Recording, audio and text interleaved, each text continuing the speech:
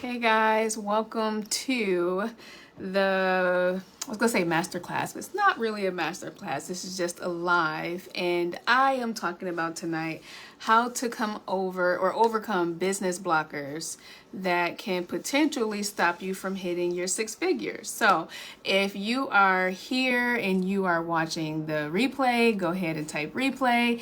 And if you are on live, go ahead and say hello. I like to see who I'm talking to. You guys know that I'm interactive.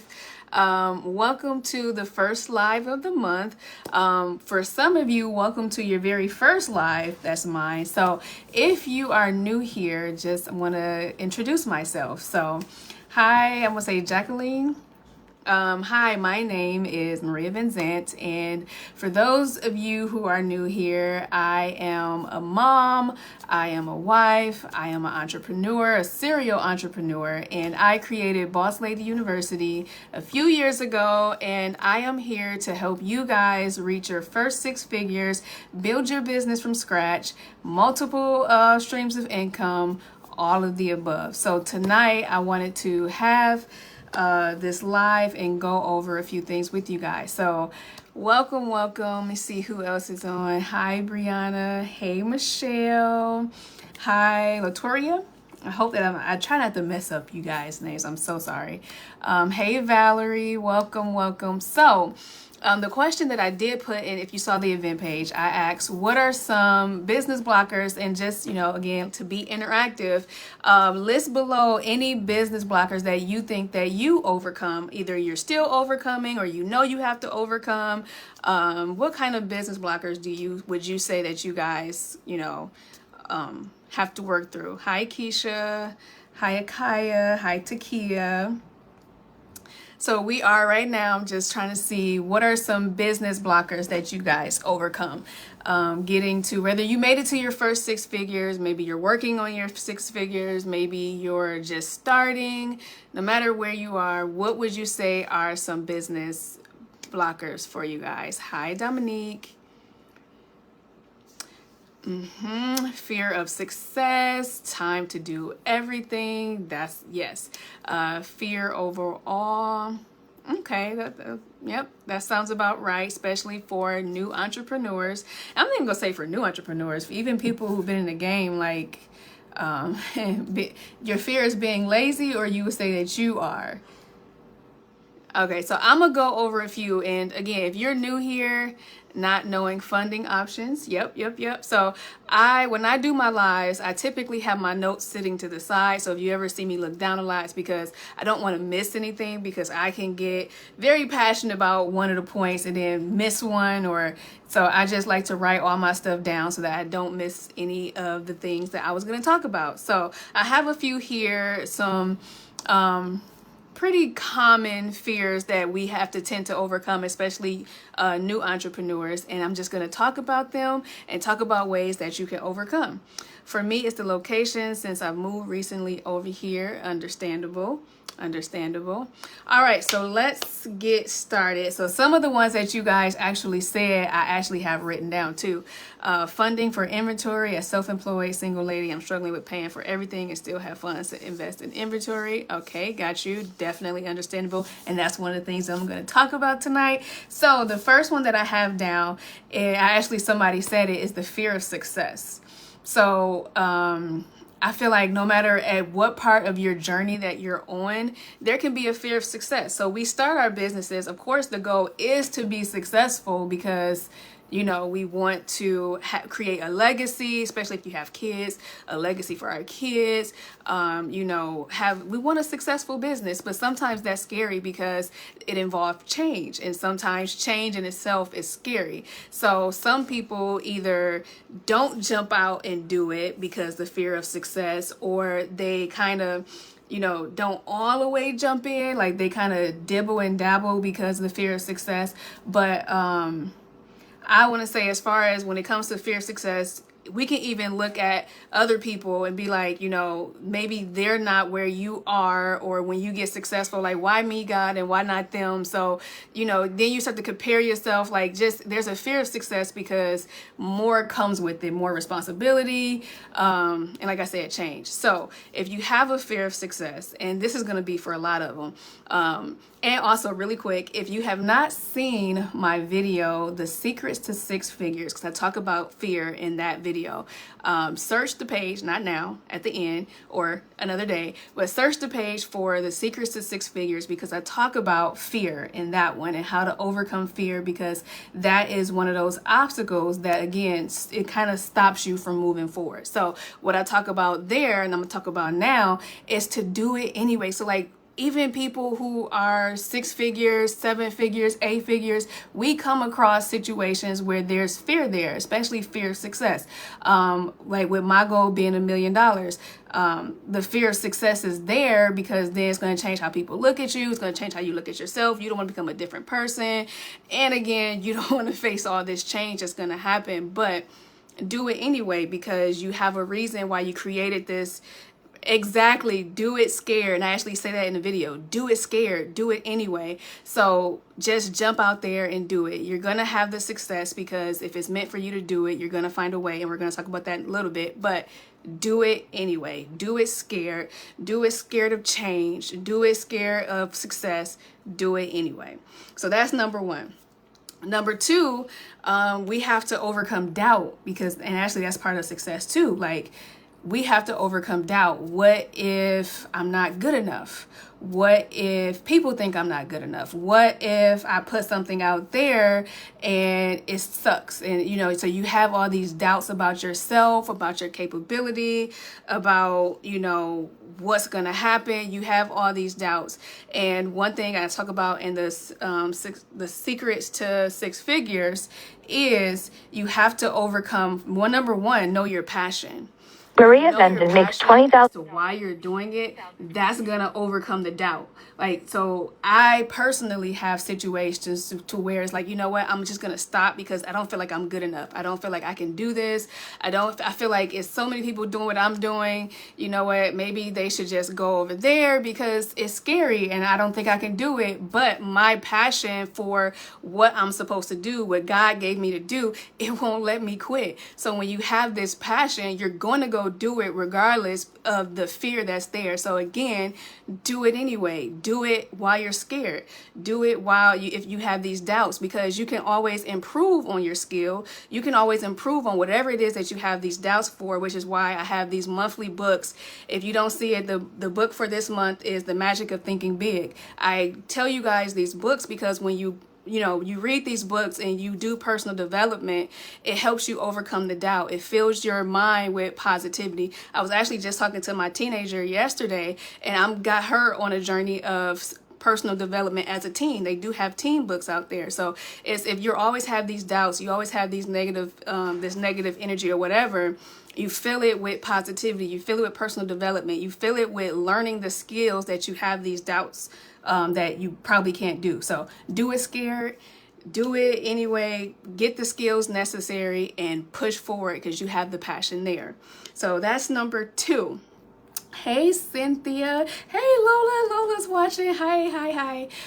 Okay, so number three, understanding. So people come to me a lot, especially when I teach about prenatal care coordination, which if you're not in Milwaukee County, you probably don't know what that is. But prenatal care coordination is a program in Milwaukee, Wisconsin, and I teach women how to operate that business. So when people come and talk to me, sometimes the first question that they ask me is, do you think it's oversaturated? Do you think it's oversaturated? And my answer is always, what God has for you is for you. So don't don't really focus on what other people are doing, because you're going to bring something different to the market. How you present it is different. You as an individual are different than all the other people that are out there doing it. If you're a coach, like I coach, there are a million coaches out there, but not everybody is for everybody. So when I joined Lola's program, of course there's other coaches out there, but I loved Lola and I fell in love with her message. So my message is for some people, not for all people. So even if you think that that market is oversaturated, do it anyway. And the perfect example is Rihanna. Like, she just came out with Fenty, and just came out as in more recent, like within the past 5 years or something like that. There's been makeup on the scene. You have L'Oreal, Maybelline, CoverGirl, like all of these different people. Even Kylie Jenner has a makeup line. They still came out with their makeup line. They still came out with their lipstick, with their foundation, with their whatever it is. Even with Fenty, she has a clothing line. There's tons of lingerie out there, and she still came and, introduced hers, and is successful. So don't look at what other people are doing, and don't let that hinder you from what your purpose is, what your passion is, what your vision is, because what's for you is for you. There are, depending on where you are, there are like daycares everywhere. Like in Milwaukee, you could probably look at a corner and look down the road and you'll see a daycare. That shouldn't stop you from opening up a daycare, because what's for you is for you. And I have friends who have daycares and they all are full. And they all sometimes send somebody somewhere else because they're full. So don't let the fear of your market being oversaturated stop you from, pushing forward. So do it scared. Do it anyway. So that is number 3. I admire her too. I love her business, and just, yeah, I love Rihanna. Number 4. I think Michelle said this and somebody else said this too. The fear of not having funding. Like, that's a huge one. That's huge. But if you go and you research and there are a ton of opportunities out there to get funding. It's out there. You just have to find it. If you're passionate about what you're doing, you will find a way. When I started Pretty Princess, I started out of my house and we did mobile. My dream of Pretty Princess was to have this building, was to have this huge spa. I didn't have the funding for it. So I started small and I did a mobile party. We did mobile parties. And every time we had a party, I used that money to go and buy more inventory, to go and buy more things to make the parties even better. And it grew from there. You have places like Kickstart. You have places like, I gotta get the one. I'll post it. I can't remember what it was, but it's crowdfunding essentially, and I used it before. Kiva, Kiva. So you have places like that will help you raise funding. You can, like, you talk to Michelle or even myself. If you have a business, we have access to business loans. Michelle can talk to you about government contracting and funding for your business that way. You can have personal loans. We talk about building your personal credit, building your business credit. It's all out there. You just have to kind of do the research and reach out to people who have the knowledge and, take the step. Again, if you're passionate about it, there's no way that, something like that is going to stop you. You're going to find a way around it. Again, with Pretty Princess, I get to be like, I'm started from the bottom, now I'm here, to where I look at my spa now and I'm like, amazed at where it started from. I didn't necessarily have the funding because, for one, I didn't know about it back then. I just kind of winged it and used money in my pocket. Now I know about business funding and I use business funding instead of my own personal money. So that is out there, but you have to be passionate about what you're doing and try not to do it all yourself. Again, reach out to people who know about that specific particular topic and make it happen. So the fear of not having funding, it's out there. Don't let that stop you. Just, get creative. So this is actually one of my struggles that I'm working on now. The fear of letting go. This is number 5. The fear of letting go. And what I mean by that is, as an entrepreneur, we tend to want to do everything ourselves. We tend to want to, I'm going to be the marketer. I'm going to be the designer. I'm going to be the email person. I'm going to be the person who called people, receptionist. I'm going to be the one that's doing the designs. I'm going to be like, I want to do everything. And it's hard to create a team for me personally. And I'm, working with Lola, I'm getting there. So I'm learning to hire a team. I'm learning to let things go and, you know, let somebody else help me, because I used another one of my personal to film and now I'm in debt for it. So that you have to be smart about it too. But that's a whole nother topic, but yes.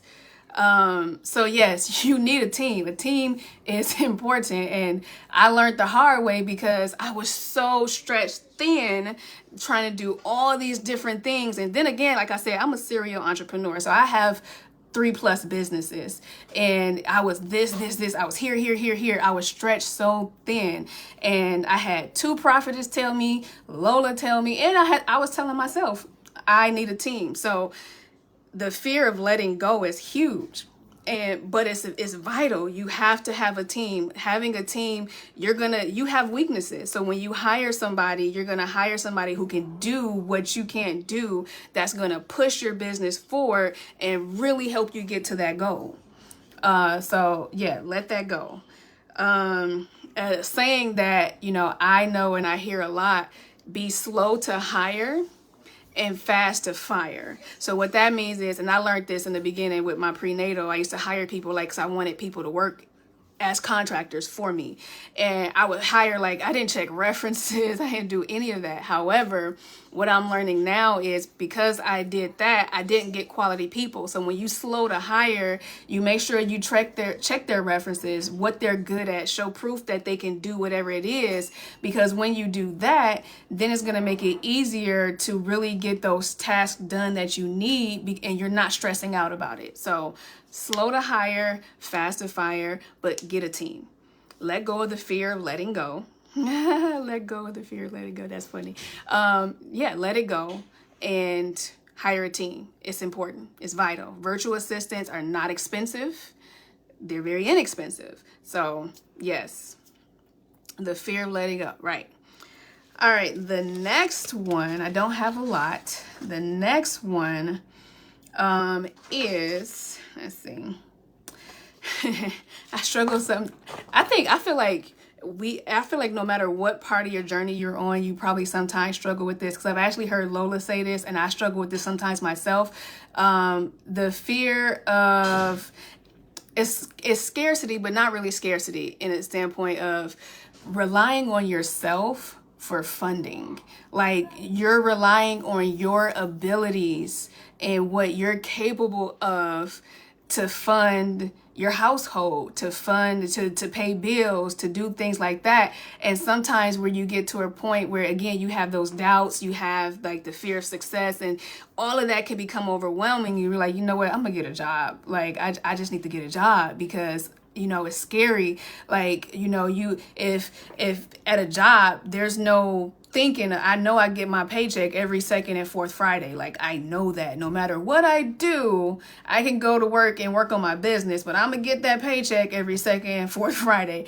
That's almost not it's really not the case as an entrepreneur, because what you put out there, you're responsible for what comes back. So like, if I go a month and not have systems and not, do any work, I'm not gonna get paid. Like, I'm not gonna have money coming into my Stripe account to be able to pay bills. So it can be very stressful, but it's important to, overcome that fear in the standpoint of don't not. That's double negative. Still do your business. Still, focus on growing it, but don't kind of focus on that. Don't focus on that fear. Push forward, learn systems, like get a team, and through having your systems and through having, people, you guys coming together to put this well-oiled machine together, it's gonna help money come in without you really having to think about it, if that makes sense. So don't let the fear of scarcity or whatever stop you from your passion and your dream of trying to make it happen. Do it anyway. Do it scared. That's gonna be my whole thing for this thing. Do it anyway. Do it scared. Just let go of that. Again, what I do is sometimes I'll find myself randomly on Indeed looking at jobs like, I can do this, and then I think about it. Actually, I talked to one of my friends about this, and the same description that I'm looking at this job, and I'm like, well, if I would just do that for myself, I can make myself go to the millions versus giving the company millions by using my talents. Use my talents to build my company, and I'm gonna make it happen. So that's again where personal development come in. Personal development come in. So I got what, three more. Yeah, yes, I do sometimes. I delete it off my phone, and sometimes I find myself back on Indeed looking at jobs. It's a horrible habit. However, I have not in the past, 7 years applied, but I do find myself sometimes on them job sites looking for a job. Okay, let's see.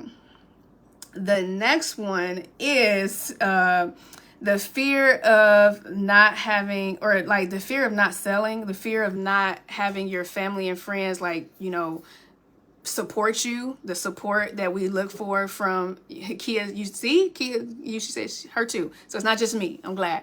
But the fear of, like, you go around and you start telling people about your business, and you start telling people like what you're doing, and then they're not interested. So that kind of falls into finding your audience, because a lot of times we feel like our family and friends should be our audience, and a lot of times they're not. When I had my Etsy store and I was selling birthday supplies, my mom was not my audience, or like my sister, she didn't do DIY parties, so she wasn't my audience. But you kind of feel some type of way when your family and friends don't support you.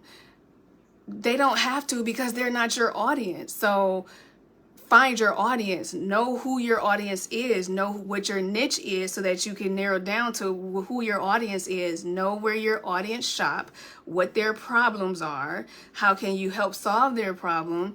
So this is all about, building out the audience. But if you don't start your business because you're like, my friends and family won't support me, that's okay, because they might not, because they're not your audience. So don't let the fear of the lack of support from family and friends stop you and target marketing. And I hear that a lot, especially from, new entrepreneurs or people who want to jump out and become an entrepreneur. They don't, because they feel like, family and friends won't support them. And then I see a lot on Facebook where people complain like, oh, a stranger will support me faster than my friends and my family. And because the stranger is your audience. That's why. I had people who were buying from my store online in Australia and in South America and Mexico. When I had somebody order from the Bahamas, and I was like, oh my God, I'm in the Bahamas now. They found me. That was my target marketing, like not my auntie and my cousins and stuff like that. Like, they probably couldn't be sometimes, but they wasn't my target audience. So let go of not starting because you don't think that people close to you are going to support you, because if they don't, that's fine. So your mom have not yet bought a book, and I felt bad now. But yeah, if your mom don't buy a book, that's fine, because you go have, thousands and thousands of people who's going to buy your book, who's going to look for your book because they need your book. Your mom probably don't need your book. Can't wait to start selling your natural hair products. Yes, natural hair products are huge right now. If you're not on Etsy, you should definitely look into getting on Etsy. Here's a huge one. The fear of failure, which is like the doubt, but the fear of failure. I know people personally who won't start their business because they don't want it to fail. However, you have to look at failure differently. If you look at failure to say, okay, and turn it into a learning opportunity. Hi, husband. If you look at failure and turn it into a learning opportunity. So, example, I just went through this recently where, in some of my things, academies, I accept payment plans. And payment plans can be a struggle because you trust people to pay what they say they're going to pay. And then you get to a situation where they don't, and then you kind of have to become a payment, like a bill collector, and then you kind of go back and forth with this person, and you come to find out like maybe some of your processes wasn't right. Like maybe your paperwork could have been laid out better, or maybe you could have had them sign like a payment agreement to where on this date this and like laid it out better. So instead of me being feeling some type of way about it, or like quitting in general, or even payment plans, stop doing that. Instead of doing that, I went and used that as a learning opportunity. And this is throughout the years where, how can I make this process better? How can I make it easier for them and for me, so that we don't get to this situation where, it's a back and forth thing. Like, so how can I make it better? So when you look at failure as a learning opportunity versus I suck, or, all these negative things that come with failure, turn it into a positive and say, okay, this is my opportunity to grow. And a lot of us entrepreneurs, we learn from our failures. We learn from our mistakes. We learn from, I should have started prepping for this party 2 hours versus 30 minutes before the party is supposed to start. So learning opportunity, because that party didn't turn out like I wanted it to. So yeah, failure can be learning opportunities instead of something negative. Let's see. Is this the last one? Yep, this is the last one. Fear of rejection. Fear of rejection. So this one we do, right. Yep. So the fear of rejection. This one falls back into, like I said, with the fear of success. Do it anyway. Do it scared.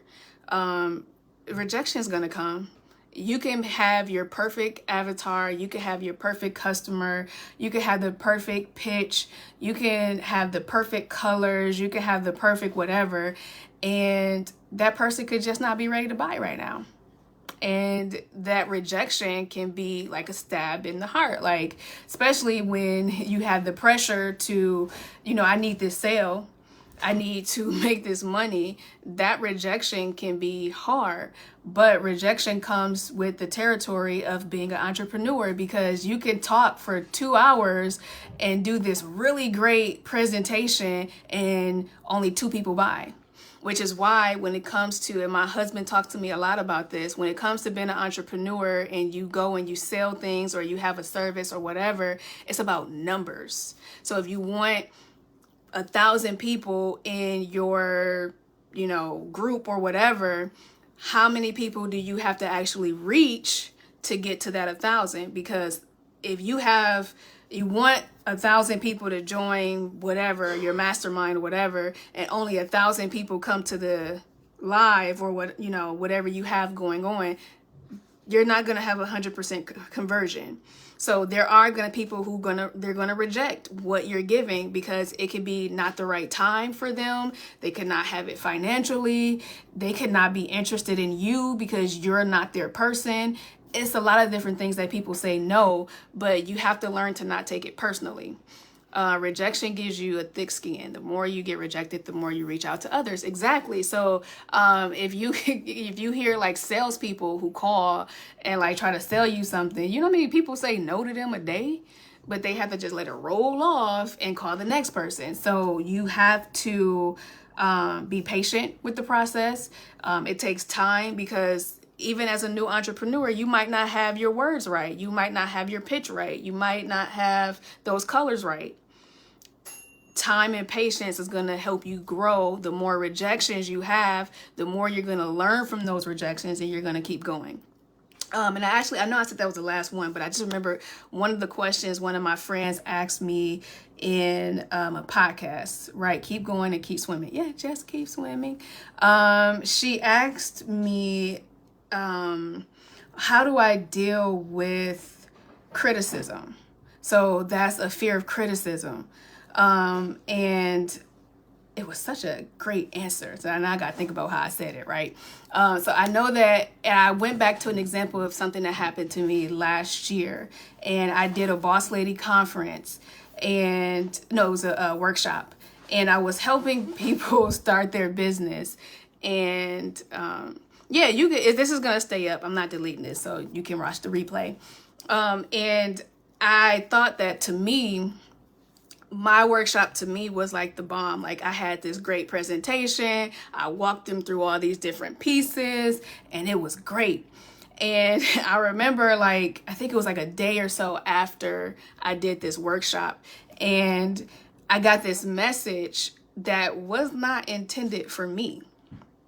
And the message was like, oh, well, it was all right. All she did was this, and all she did was this. And I'm like, like, of course, she was talking about my workshop and me, but not necessarily meant to send it to me. And what I had to learn again, that for one, you're not for everybody. So that was criticism. That was like, that wasn't, critique in the standpoint of, I can't remember how I phrased it, but it wasn't something that was like meant to help me. That was like real criticism. And what I learned in that situation was, again, I'm not for everybody. Everybody is not for everybody. So I probably was not her cup of tea, which is completely fine. That is completely fine. But for the other people that attended the workshop and they brought me their, like, how they thought it was and stuff like that. So you have to learn that when you get the criticism, that opportunity can be hidden without disappointment. I went through a disappointment I could not handle and end up in the U.S., the land of opportunity. Awesome. So yes, this is a land of opportunity. So I did not let that critique stop me.